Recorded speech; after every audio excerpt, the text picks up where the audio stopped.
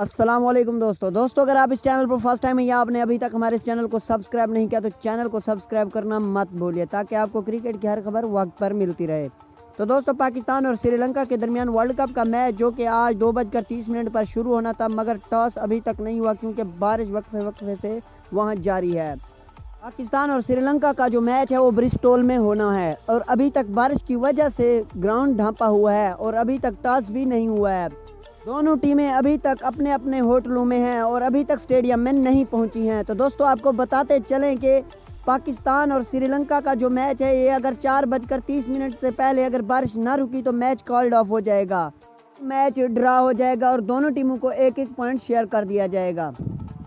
और अगर बारिश 4:30 से पहले रुक गई तो मैच 20-20 ओवरों का होगा, इससे ज़्यादा ओवर्स का नहीं होगा और हुआ भी तो वो 20-20 ओवर्स का होगा।